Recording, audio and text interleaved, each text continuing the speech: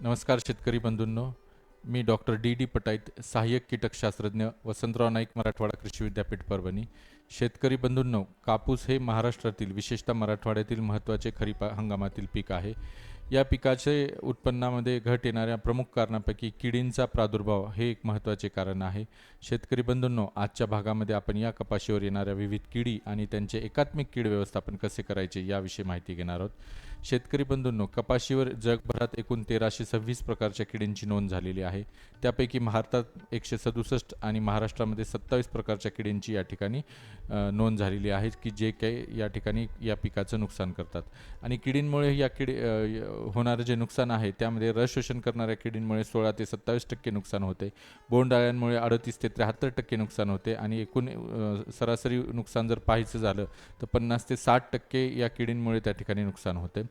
या कीड व्यवस्थापनामध्ये महत्त्वाच्या ज्या पायऱ्या आहेत की जेणेकरून आपण योग्य कीड व्यवस्थापन करू शकतो, तर त्यामध्ये किडीची अचूक ओळख असणं आवश्यक आहे. त्यानंतर किडींचे वेळोवेळी निरीक्षण करणं महत्त्वाचं आहे. त्यानंतर कीड व्यवस्थापनाचा निर्णय त्या ठिकाणी घेण्याचं महत्त्वाचं आहे आणि योग्य पद्धत निवडून त्या ठिकाणी त्याची प्रत्यक्ष अंमलबजावणी या विविध पायऱ्याद्वारे आपण कीड व्यवस्थापन अधिक प्रभावीपणे करू शकतो. कपाशीवर येणाऱ्या मुख्य किडीमध्ये आपण जर पाहायचं झालं तर काही रस शोषण करणाऱ्या किडी आहेत आणि काही बोंडअळ्या आहेत आणि काही दुय्यम किडी आहेत. तर यामध्ये मुख्य ज्या रस शोषण करणाऱ्या किडी आहेत त्यामध्ये मावा, तुडतुडे, फुलकिडे, पांढरी माशी, पिठा ढेकूण आणि लाल कोळी यासारख्या किडी त्या ठिकाणी आपल्याला प्रादुर्भाव करताना दिसून येत आहे. बोंडअळ्यामध्ये मुख्यत्वे 3 प्रकारच्या बोंडअळ्या आहेत: हिरवी बोंडअळी, ठिपक्याची बोंडअळी, गुलाबी बोंडअळी. आणि दुय्यम किडीमध्ये तंबाखूवरील पाने खाणारी अळी किंवा स्पोडोप्टेरा, तांबडे ढेकूण आणि करडे ढोकून ही कीड मुख्यत्वे कापसावर आपल्याला दिसून येते. यामध्ये आपण एक किडींची या ठिकाणी ओळख आणि त्यांचा प्रादुर्भाव याविषयी माहिती घेणार आहोत. तर रस शोषण करणाऱ्या किडींमध्ये महत्त्वाची कीड जी आहे ती तुडतुडे ही एक रस शोषण करणारी कीड आहे आणि याचे पिल्ल आणि प्रौढ दोन्हीही त्या ठिकाणी पानाच्या मागच्या बाजूने राहून रस शोषण करतात आणि पिकाचं नुकसान करतात. रस शोषण केल्यानंतर या पिकाचं किंवा कापाशीचं जर पान पाहिलं तर हे कडेकडेने पिवळं पडलेलं दिसतं आणि उलटं करून जर पाहिलं तर त्याला पांढरट पांढरट असे चट्टे पडलेले दिसतात. पानाला एक प्रकारचं बोकडा आलेला असतो किंवा कोकडा आलेला असतो, पान चुरगळल्यासारखं दिसतं आणि ह्याच कडानंतर कालांतराने हळूहळू लालसर पडतात आणि पुन्हा पूर्ण पान त्या ठिकाणी ओबडधोबड होऊन लालसर होतं आणि प्रादुर्भाव जास्त झाला तर पूर्ण झाड त्या ठिकाणी लाल झालेलं दिसतं. त्यानंतरची महत्त्वाची कीड जी आहे ती फुलकिडे. फुलकिड्यांचा प्रादुर्भाव हा जेव्हा आपल्याकडे उघाड असते, जुलै ऑगस्टमध्ये जेव्हा आपल्याकडे एक 8-15 दिवसाचा उघाड पडतो, यावेळेस या किडीचा प्रादुर्भाव मोठ्या प्रमाणात दिसून येतो. या किडीच्या सुद्धा बाल्यावस्था आणि प्रौढ दोन्हीही त्या ठिकाणी पानाच्या मागच्या बाजूने राहून रस शोषण करतात आणि ही कीड आकाराने अत्यंत सूक्ष्म किंवा लहान असते आणि ही कीड पानाला खरवडते आणि त्यातनं बाहेर निघालेला रस शोषण करते. त्यामुळे पानाचा पापुद्रा मुख्य पानापासून थोडासा वेगळा होतो आणि त्या ठिकाणी पानाला चाई लागल्यासारखा आपल्याला प्रादुर्भाव दिसून येतो. कालांतराने हे पान त्या ठिकाणी तपकिरी रंगाचं होतं आणि यालाच आपण विटकरे असं म्हणतो आणि हे पान त्या ठिकाणी मलूल होतं. मलूल झालेलं पान जेव्हा मोठा पाऊस पडतो त्या ठिकाणी पान फाटायला लागतं आणि आपल्याला फार मोठ्या प्रमाणात नुकसान होतं. बरेच शेतकरी त्या ठिकाणी ह्या किडीचा प्रादुर्भावाकडे लक्ष देत नाहीत आणि मग नुकसान झाल्यानंतर त्या ठिकाणी उपाययोजना करतात, परंतु वेळ निघून गेलेली असते आणि आपल्याला जास्तीत जास्त नुकसान होण्याची शक्यता त्या ठिकाणी असते. त्यानंतरची महत्त्वाची जी कीड आहे ती पांढरी माशी. ही सुद्धा एक रस शोषण करणारी कीड आहे. ज्यावेळी 2 ओळीतल 2 झाडातील अंतर त्या ठिकाणी कपाशीचं कमी होतं आणि जास्त दाटी झालेली असते, अशावेळी एक प्रकारचं वातावरण त्या 2 झाडामध्ये किंवा 2 ओळीमध्ये तयार होतं आणि त्या ठिकाणी या किडीचा प्रादुर्भाव म्हणजेच पांढऱ्या माशीचा प्रादुर्भाव मोठ्या प्रमाणात होताना दिसून येतो. या किडीचे सुद्धा पिल्ल आणि प्रौढ दोन्हीही त्या ठिकाणी पानाच्या मागच्या बाजूला राहून त्या ठिकाणी रस शोषण करतात. पिल्ल जर पाहिजे झाले ते एकाच जागी राहून त्या ठिकाणी रस शोषण करतात आणि रस शोषण करण्यासोबतच ते त्यांच्या शरीरातनं एक प्रकारचं चिकट गोड द्रव बाहेर स्त्रवतात, ज्याच्यावर एक प्रकारच्या काळ्या बुरशीची वाढ होते आणि ही बुरशी निश्चित त्या ठिकाणी पिकाच्या वाढीवर परिणाम करते आणि बुरशीचा प्रादुर्भाव जास्त झाला तर निश्चित पातेगळ, फुलगळ त्या ठिकाणी होऊ शकते. आणि या किडीचा प्रादुर्भाव पाहायचा झाला तर हा शेवटच्या टप्प्यात दिसून येतो, म्हणजे ज्यावेळेस आपण कापूस वेचणी करतो किंवा बोंड मोठ्या प्रमाणात लागलेली असते अशावेळी ही कीड मोठ्या प्रमाणात दिसते आणि कधीकधी ही बुरशी त्या ठिकाणी उमललेल्या किंवा फुटलेल्या बोंडांवर सुद्धा त्या ठिकाणी दिसून येते आणि त्यामुळे कापसाची प्रत मोठ्या प्रमाणात खालावलेली आपल्याला दिसून येते वेचलेल्या कापसाची. त्यामुळे या किडीकडे लक्ष देणं अत्यंत गरजेचं आहे आणि पातेगळ होण्यामध्ये ही मुख्य कारण असल्यामुळे नुकसानीचं प्रमाण हे त्या ठिकाणी जास्त प्रमाणात आपल्याला दिसून येतं. आणि प्रादुर्भाव केल्यानंतर जर पाने वरून पाहिले तर आपल्याला पानावर पांढरट पांढरट चट्टे आणि मागच्या बाजूने काळपट बुरशी वाढलेली आपल्याला निश्चित त्या ठिकाणी या पांढऱ्या माशीच्या प्रादुर्भावामुळे दिसून येते. त्यानंतरची जी कीड आहे, महत्त्वाची कीड, ही सुरुवातीच्या टप्प्यामध्ये आणि शेवटच्या टप्प्यामध्ये येते. ही अशी कीड म्हणजे मावा कीड. अत्यंत आकाराने लहान आणि तसं पाहिले तर साधारण कीड आहे, परंतु बरेच शेतकरी या ठिकाणी भारीची कीटकनाशकं वापरतात आणि ह्या किडीचा बंदोबस्त करण्याचा प्रयत्न करतात. परंतु ही कीड जर आपण पाहिलं तर मोठे पाऊस झाले तरी त्या ठिकाणी नष्ट होते आणि या किडीचा प्रादुर्भाव कमी होतो.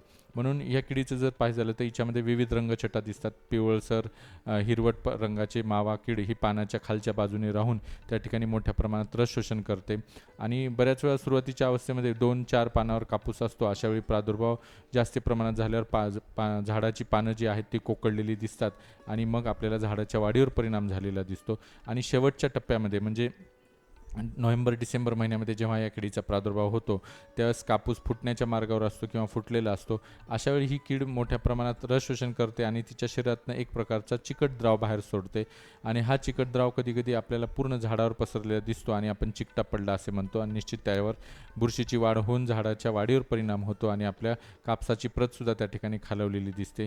फुटलेला कापूस असेल तर त्यावर सुद्धा ती बुरशी मोठ्या प्रमाणात वाढलेली दिसून येते आणि आपल्याला नुकसान होतं. तर या किडीचा जर प्रादुर्भाव पाहिला तर आपल्याला पिल्ल आणि प्रौढ दोन्हीही प्रादुर्भाव करून त्या ठिकाणी रस शोषण करताना दिसतात. रोप अवस्थेतील प्रादुर्भाव कधीकधी मोठ्या प्रमाणात नुकसानकारक होऊ शकतो. त्यानंतरची महत्त्वाची रस शोषण करणारी कीड आहे ती पिट्या ढेकूण. ही सुद्धा एक महत्त्वाची कीड आहे. हिचा उगम भारतामध्ये झालेला नसून अमेरिकाहून ही कीड आपल्या देशामध्ये पाकिस्तान मार्गे आलेली आहे आणि ही एक बहुभक्षी कीड आहे. कपाशीसोबतच विविध प्रकारच्या वनस्पतीवर, तणांवर ही कीड जगते आणि हिला जर पीक उपलब्ध नसेल तर ही ओलसर जागेत त्या ठिकाणी राहून सुद्धा तिचा कार्यकाळ किंवा जीवनक्रम पूर्ण करू शकते. हिचे सुद्धा पिल्ल, प्रौढ हे दोन्हीही रस शोषण करतात. पानाच्या मागे राहून फांद्यावर असतील, फुलावर असतील, चाफ्यावर असतील किंवा बोंडावर असतील तर झाडाच्या सर्व भागावर हे प्रादुर्भाव करतात आणि त्याद्वारे रस शोषण करून झाडाच्या वाढीवर परिणाम करतात. प्रादुर्भाव जास्त झाला तर कधीकधी उभे झाड त्या ठिकाणी वाळलेले किंवा जळालेले आपल्याला दिसते. परंतु या किडीची एक खासियत आहे की या किडीचा प्रादुर्भाव होताना हा आपल्याला पिकाच्या कडेकडेने किंवा शेताच्या कडेकडेनंच होताना दिसतो. काही 2 ते 4 ओळीवरच आपल्याला हा प्रादुर्भाव मोठ्या प्रमाणात दिसतो आणि हळूहळू जर आपण उपाययोजना केल्या नाही तर ह्या पसरत जाऊन मुख्य पिकावर मोठ्या प्रमाणात होण्याची शक्यता आहे. परंतु या किडीचं जर पाहायचं झालं तर या किडीवर उपजीविका करणारे नैसर्गिक शत्रू जे की आपले मित्र कीटक म्हणू शकतो तर त्यांचा प्रादुर्भाव मोठ्या प्रमाणात कधीकधी दिसून येतो. अशावेळी जर आपल्याला हे मित्र कीटक मोठ्या प्रमाणात दिसून आले तर रासायनिक कीटकनाशकाची फवारणी टाळून आपण इतर उपाययोजनांचा अवलंब करावा किंवा नैसर्गिकतेच ह्या किडीचा त्या ठिकाणी या मित्र किडींद्वारे बंदोबस्त होताना आपल्याला दिसून येतो. तर त्यामुळे या किडीच्याही प्रादुर्भावाकडे लक्ष देऊन विविध उपाययोजना करणं हे महत्त्वाचं त्या ठिकाणी ठरतं.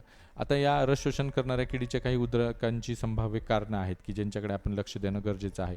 ज्याच्यामध्ये निओनिकोटाइड गटातील म्हणजे उदाहरणार्थ इमिडाक्लोप्रिड, थायमेथोक्झॅम, क्लोथिनियाडिन या गटातील कीटकनाशकाची फवारणी शक्यतो टाळली पाहिजे, कारण किडींमध्ये या कीटकनाशकाप्रती प्रतिकारशक्ती निर्माण झालेली आपल्याला दिसून येते, म्हणून यांची फवारणी शक्यतो टाळली पाहिजे. एकापेक्षा अधिक कीटकनाशके, विद्राव्य खते, संप्रेरके, बुरशीनाशके यांचे मिश्रण करून फवारणी टाळली पाहिजे. एकावेळी एकच कीटकनाशक किंवा जी तुम्ही बुरशीनाशक बुरशीजन्य रोगांसाठी घेताल ते त्या ठिकाणी घेणं आवश्यक आहे. 2-2, 3-3 मिसळून आपण त्या ठिकाणी फवारणी टाळली पाहिजे. कीटकनाशकाच्या ज्या अवाजवी फवारण्या करतो, बऱ्याच वेळा आपण योग्य अंतर फवारणीमध्ये ठेवत नाहीत किंवा 10 दिवसाच्या आतच आपण एक 4 दिवस झाल्यानंतर फवारणी करतो, ती आपण कुठेतरी थांबवली पाहिजे किंवा टाळणं गरजेचं आहे, जेणेकरून किडीमध्ये प्रतिकारशक्ती निर्माण होणार नाही, आपला खर्चही वाढणार नाही आणि पर्यावरणाने त्याच्यावर परिणाम होणार नाही. ह्या गोष्टी टाळण्यासाठी आपण कीटकनाशकाची अवाजवी फवारण्या त्या ठिकाणी टाळणं गरजेचं आहे. कीटकनाशकाचं अयोग्य प्रमाण हे सुद्धा फार महत्त्वाचं आहे. बरेच शेतकऱ्यांचा असा समज असतो की कीटकनाशकाचं प्रमाण वाढवलं की आपल्याला किडींचं चांगलं नियंत्रण होईल, परंतु तसं नसतं की कुठलीही शिफारस ही 2-2, 4-4 वर्ष त्या ठिकाणी प्रयोग घेऊन ठरवलेली असते. त्यामुळं त्याचं प्रमाण हे योग्य प्रमाणातच वापरणं गरजेचं आहे. प्रमाण जर जास्त झालं तर आपल्याला किडींमध्ये प्रतिकारशक्ती निर्माण होणं, खर्च वाढणं आणि पर्यावरणावर परिणाम होणं या गोष्टी त्या ठिकाणी होऊ शकतात आणि प्रमाण हे कमी जरी वापरलं तरी आपल्याला किडीचं अपेक्षित व्यवस्थापन होत नाही असं दिसून येतं, म्हणून आपल्याला योग्य प्रमाणातच आपण त्याची फवारणी करणं गरजेचं आहे. नत्रयुक्त खतांचा अतिरिक्त वापर हा रस शोषण करणाऱ्या किडींच्या दृष्टीने अत्यंत महत्त्वाचा आहे, कारण जर आपण नत्रयुक्त खतांचा प्रमाणापेक्षा किंवा शिफारसी बाहेर वापर जर केला तर त्या ठिकाणी रस शोषण करणाऱ्या किडींचा प्रादुर्भाव मोठ्या प्रमाणात होताना दिसतो, म्हणून हा वापर आपण शिफारसीतच केला पाहिजे. तसेच किडीस पोषक वातावरण, जास्ती पाऊस असेल तर त्या किंवा रिमझिम सततचा पाऊस असेल तर तुडतुडे असतील किंवा पांढरी माशी असेल याचा प्रादुर्भाव मोठ्या प्रमाणात दिसतो. उघाडा असेल तर फुलकिड्यांचा प्रादुर्भाव दिसून येतो आणि ढगाळ वातावरण असेल तर मावा किडीचा प्रादुर्भाव दिसून येतो. म्हणून पोषक वातावरण हे किडीच्या प्रादुर्भावाच्या दृष्टीनं फार महत्त्वाचं आहे. तर ही काही संभाव्य कारणं होती की ज्याच्याकडे आपण लक्ष देणं गरजेचं आहे. त्यानंतर किडींचा दुसरा गट जो येतो त्याच्यामध्ये बोंडअळी. यामधील सर्वात महत्त्वाची आहे ती टिपक्याची बोंडअळी. पिकाच्या वाढीच्या काळात म्हणजे जेव्हा बोंड फुले नसतील अशावेळी या किडीचा प्रादुर्भाव शेंड्याकडे होताना दिसतो आणि त्या ठिकाणी शेंडेमर होते आणि हाच प्रादुर्भाव जेव्हा बोंड लागतात त्यावेळेस आपल्याला बोंडामध्ये होताना दिसतो. तर या किडीची जी अळी जर पाहिली तर तपकिरी लाल रंगाची आणि त्याच्यावर पांढरट चट्टे असतात आणि या किडीचा प्रादुर्भाव आपल्याला शेंड्यावर आणि बोंड अशा दोन्ही ठिकाणी होताना दिसतो. त्यानंतरची महत्त्वाची बोंडअळी जी आहे ती अमेरिकन बोंडअळी. ही सुद्धा बहुभक्षी आणि वैश्विक कीडसुद्धा हिला म्हणू शकतो, कारण जगातल्या बऱ्याच भागामध्ये या किडीचा प्रादुर्भाव आपल्याला दिसून येतो आणि ही कीड जर पाहिजे झालं तर ज्या भागापासून आपल्याला उत्पन्न मिळते त्याच भागावर प्रादुर्भाव करते. कपाशी व्यतिरिक्त हरभरा, तूर किंवा सोयाबीन यासारख्या पिकांवर, भाजीपाला पिकांवर या किडीचा प्रादुर्भाव मोठ्या प्रमाणात दिसून येतो. ही कीड रंग जर पाहायचा झाला तर विविध रंगछटा, जसं तिचं खाद्य तसा हिच्या रंगछटा असतात. कपाशीचा विचार जर केला तर हिरवी किंवा लालसर रंगाची अळी आपल्याला त्या ठिकाणी प्रादुर्भाव करताना दिसते आणि ही कीड पानावर, फुलांवर, पात्यांवर आणि मुख्यत्वे बोंडांवर मोठ्या प्रमाणात प्रादुर्भाव करते आणि नुकसान करत असते. बीटी कपाशीचा जो प्रादुर्भाव, बीटी कपाशीची जी लागवड आपण करतो तर ह्या बोंडअळ्यांचं नियंत्रण करण्यासाठीच आपण त्या ठिकाणी करतो. म्हणून या किडीचा प्रादुर्भाव आपल्याला बीटी कपाशीवर जरी दिसून येत नसला तरी आपल्याकडे या किडीकडे आपल्याला लक्ष देणं अत्यंत गरजेचं आहे. तिसरी जी महत्त्वाची बोंडअळी आहे ती गुलाबी बोंडअळी किंवा शेंद्री बोंडअळी.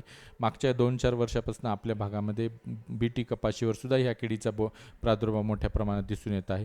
ही कीड तसं पाहिलं तर बोंड लागल्यानंतर बोंडाच्या आतमध्ये राहून मधील सरकी खाऊन त्या ठिकाणी प्रादुर्भाव करते, म्हणून बऱ्याच वेळा आपल्याला प्रादुर्भाव हिचा दिसून येत नाही. तसं तर पाहिलं तर या किडीचा प्रादुर्भाव हा फुलं लागण्यापासूनच आपल्याला दिसून येतो. फुलाच्या अवस्थेमध्ये ही कीड त्या फुलामध्ये जाऊन मधला भाग खाते आणि ही फुलाला एक प्रकारचा डोमकळीसारखा आकार येतो आणि त्या ठिकाणी ह्या किडीचा प्रादुर्भाव होतो. अशा डोमकळ्या जर आपल्याला शेतामध्ये दिसून आल्या तर आपण त्या वेळोवेळी जमा करून नष्ट करणं अत्यंत गरजेचं आहे आणि हाच प्रादुर्भाव नंतर बोंडामध्ये येतो. त्यामुळे आपण शेतात गेल्यानंतर निरीक्षण करून त्या बोंडामध्ये, एखाद्या बोंडामध्ये जरी अळी आतमध्ये दिसून आली तर आपण योग्य कीटकनाशकाची किंवा योग्य उपाययोजना त्या ठिकाणी करणं गरजेचं आहे. आणि हा प्रादुर्भाव शेवटच्या टप्प्यामध्ये असल्यामुळे बऱ्याच वेळा आपल्याला वरून बोंड चांगलं दिसतं, परंतु आतमध्ये अळी असल्यामुळे आपल्याला नुकसान फार मोठ्या प्रमाणात होतं आणि फुटलेले बोंड नंतर पाहिले तर पूर्ण सरकी खाल्ल्यामुळे बोंडाचं वजन कमी होतं, प्रत खालावते. म्हणून आपल्याला ही कीड अत्यंत घातक आहे आणि या किडीच्या प्रादुर्भावासाठी आपल्याला कापसाची फरदड घेणं ही कुठंतरी टाळली पाहिजे. म्हणून या किडीकडे लक्ष देऊन योग्य उपाययोजना करणं अत्यंत गरजेचं आहे. त्यानंतर काही दुय्यम किडी आहे ज्याच्यामध्ये तंबाखूवरील पाने खाणारी अळी किंवा स्पोडोप्टेरा, हिलाच आपण सोयाबीनमध्ये लष्करी अळी म्हणून सुद्धा परिचयाचे आहे. तसं पाहिलं तर ही कीड भाजीपाल्यामध्ये विशेषतः आढळून येते, परंतु कापूस असेल किंवा सोयाबीन असेल यावर सुद्धा ही कीड प्रादुर्भाव करते. BG2चा वापर आपण याच किडीच्या व्यवस्थापनासाठी करतो किंवा नियंत्रणासाठी करतो, परंतु या किडीच्याही निरीक्षणाकडे लक्ष देणं, किडीच्या प्रादुर्भावाकडे लक्ष देणं अत्यंत गरजेचं आहे. विशेषतः ही कीड पानावर प्रादुर्भाव करते, परंतु काही दिवसापासून किंवा काही वर्षापासून आपल्याला ही कधी आपल्याला फुलावर सुद्धा प्रादुर्भाव करताना दिसून येत आहे. आणि ही कीड सुरुवातीला समूहामध्ये असते जेव्हा लहान अळ्या असतात आणि नंतर ह्याच अळ्या विखुरल्या जाऊन एकटे राहून त्या ठिकाणी प्रादुर्भाव करतात. त्यानंतर काही दुय्यम किडीमध्ये तांबडे ढेकूण आहेत, करडे ढेकूण आहेत किंवा मिरीट ढेकूण आहेत. यासारख्या ढेकणांद्वारे सुद्धा कपाशीवर प्रादुर्भाव होतो, ज्याच्यामध्ये तांबडे ढेकूणे शेवटच्या टप्प्यामध्ये, करडे ढेकूणसुद्धा शेवटच्या टप्प्यामध्ये जेव्हा कापूस फुटलेला असतो अशावेळी प्रादुर्भाव करतात, मोठ्या प्रमाणात रस शोषण करतात आणि त्या ठिकाणी कवडी कापूस तयार होण्यामध्ये सुद्धा या किडींचा प्रादुर्भाव त्या ठिकाणी कारणीभूत आहे. म्हणून या किडींकडे लक्ष देणं सुद्धा गरजेचं आहे. आणि मिरीट ढेकूण त्या मानाने आपल्या महाराष्ट्रामध्ये आढळून येत नाही. त्यासोबत उंटअळी असेल, पांडे गुंडाळणारी असेल, पाने पोखरणारी अळी असेल, यासारख्या किडी त्या ठिकाणी कपाशीवर काही प्रमाणात प्रादुर्भाव करतात. फक्त या किडींचं निरीक्षण करणं अत्यंत गरजेचं आहे.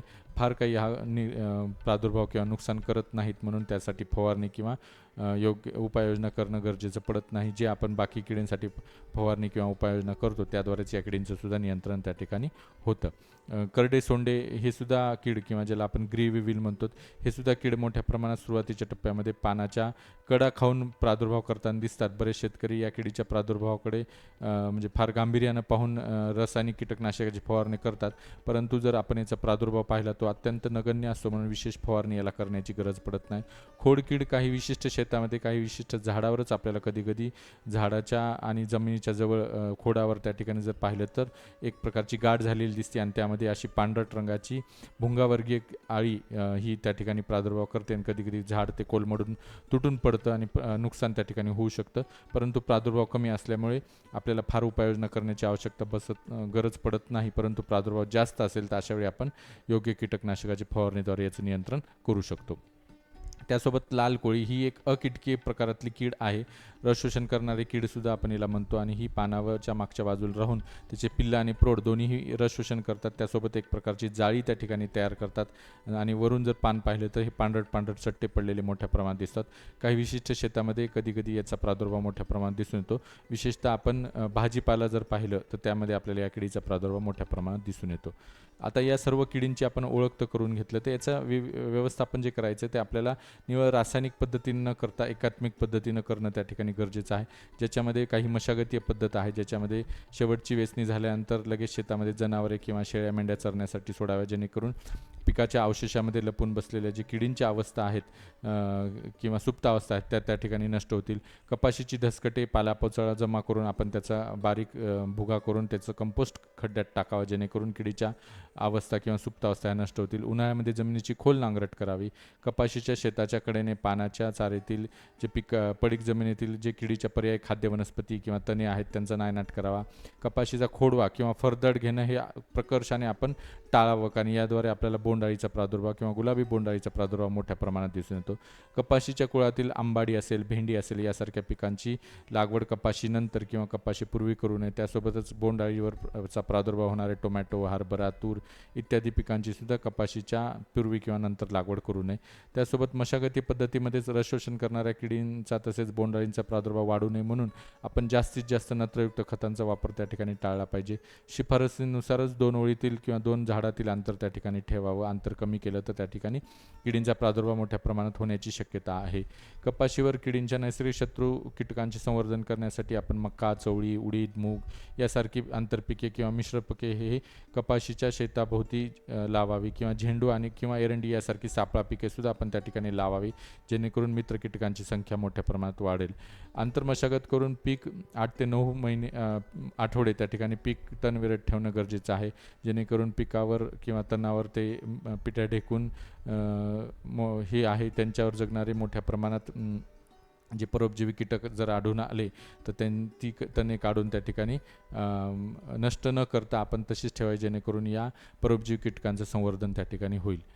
यांत्रिकी पद्धतीमध्ये प्रादुर्भावग्रस्त गळालेली पाने, फुले, बोंडे ती वेळोवेळी जमा करून नष्ट करणं गरजेचं आहे, जेणेकरून प्रादुर्भाव कमी होईल. पिट्या ढेकण्याच्या व्यवस्थापनासाठी फक्त प्रादुर्भावग्रस्त भागावर किंवा पिकावरच त्या ठिकाणी फवारणी करावी आणि किंवा तो भाग आपण त्या ठिकाणी जमा करून नष्ट करावा, जेणेकरून आपल्याला तिथेच आपल्याला हा प्रादुर्भाव रोखता येईल.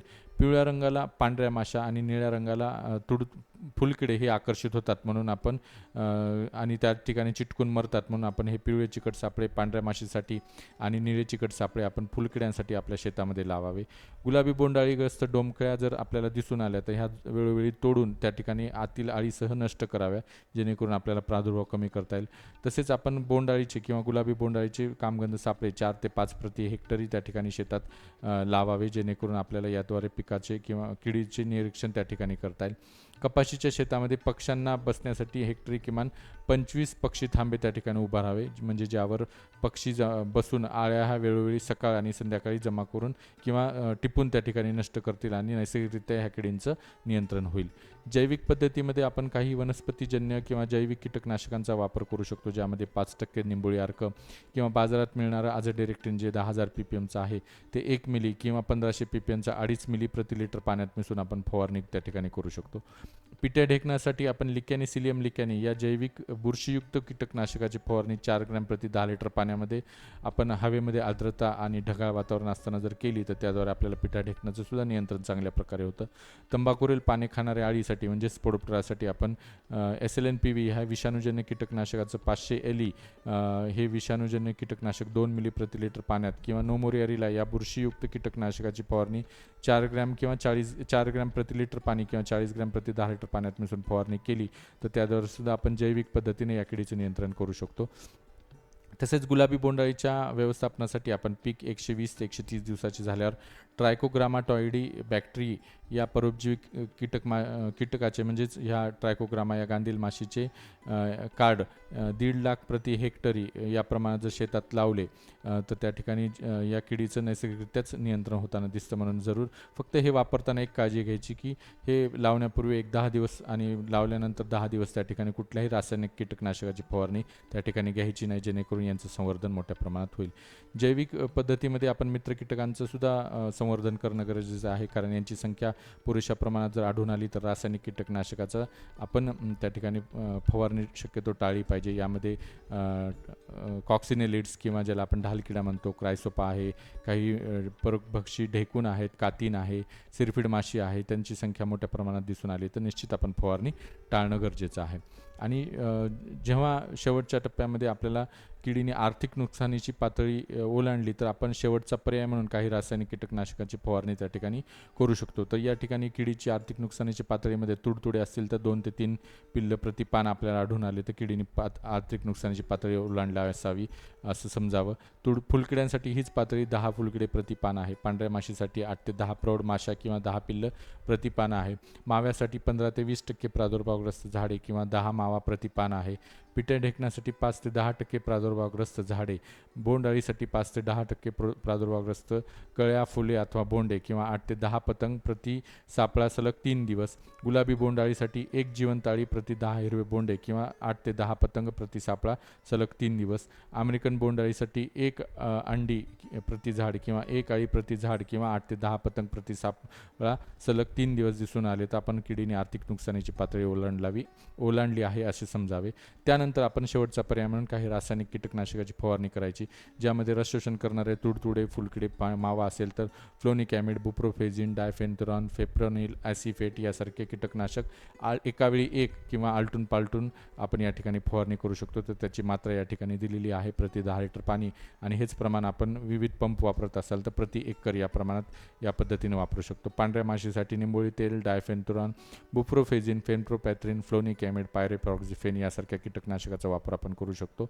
बोंडअळ्यांचा प्रादुर्भाव दिसून आला तर विशेषतः सेंद्रिय बोंडअळी तर त्यासाठी प्रोफेनोफॉस, थायोडिकार्ब, इमामेक्टिन बेंझोएट 5%, स्पिनोसॅड 45%, क्लोरॅन्ट्रिनोप्रोल, फ्लूबेंडामाइडचे 20%, फ्लूबेंडामाइड 39.35% आणि नोव्हॅलोरन यासारख्या कीटकनाशकाची आपण फवारणी त्या ठिकाणी बोंडअळीसाठी करू शकतो. तंबाखूवरील पाने खाणाऱ्या अळीचा प्रादुर्भाव दिसून आला तर क्लोरॅन्ट्रिनोप्रोल, नोव्हॅल्युरॉन किंवा डायफ्लुव्हेन्झुरॉन यासारखे कीटकनाशक आपण वापरू शकतो.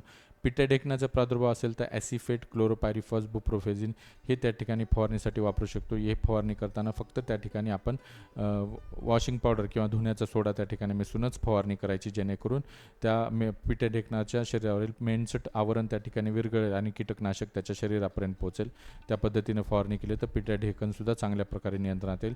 आणि लाल कोळीसाठी आपल्याला काही कोळीनाशक वापरायचे, ज्याच्यामध्ये डायकोफॉल आणि स्पायरोमेसिन फेन हे बाजारात मिळणारे कोळीनाशक आपण त्या ठिकाणी फवारणीसाठी वापरू शकतो.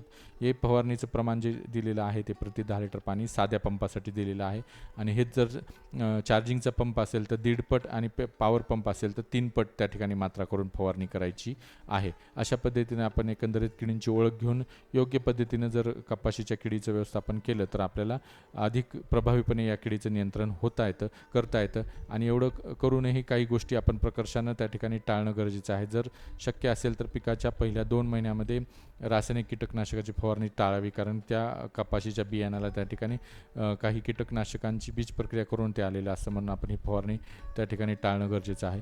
पतंगवर्गीय दुय्यम किडी जसे पाने गुंडाळणी अळी किंवा उंटाळी यांच्या विरुद्ध कुठलीही फवारणी त्या ठिकाणी करणं गरजेचं नाही, म्हणून ती शक्यतो टाळावी. बीटी कापसावर नंतरचा निवड दाब पद्धत टाळण्यासाठी बीटी पावडरची फवारणी टाळली पाहिजे. ॲसिटामाप्रिड, इमिडाक्लोप्रिड, क्लोथिनियाडिन, थायमेथोक्झॅम यासारख्या निओनिकोटाइड गटातील कीटकनाशकाचं फवारणी त्या ठिकाणी शक्यतो टाळावी, जेणेकरून किडीमध्ये प्रतिकारशक्ती निर्माण होणार नाही. जागतिक आरोग्य संघटना आणि वर्ग 1 मधील काही अतिशय घातक कीटकनाशकांचा वर्गीकरण केलेलं आहे. ते जसं की मोनोक्रोटोफॉस, कार्बोफ्युरॉन, मिथोमिल, मेटासिस्टॉक, तर त्याची फवारणी टाळावी, जेणेकरून मित्र कीटकांवर त्याचा अपाय होणार नाही. पांढऱ्या माशीचा प्रादुर्भाव टाळण्यासाठी आपण पायरेथ्रॉइड गटातील कीटकनाशकांचा वापर त्या ठिकाणी टाळायचा आणि कीटकनाशकाचे मिश्रण त्या ठिकाणी आवर्जून आपण टाळणं गरजेचं आहे. मिश्रण हे पर्यावरणाला जास्ती प्रमाणात घातक असतं आणि नवीन किडींच्या प्रादुर्भावासाठी कारणीभूत असतं. तसेच मित्र कीटकांचं सुद्धा त्या ठिकाणी ते नष्ट करतात, म्हणून त्याचं आपण मिश्रण करून फवारणी टाळली पाहिजे. तर अशा पद्धतीनं काही या गोष्टींकडे लक्ष देऊन आपण कपाशीचं जर किडींचं व्यवस्थापन केलं तर आपल्याला या किडींमुळे होणारं नुकसान त्या ठिकाणी टाळता येईल. धन्यवाद.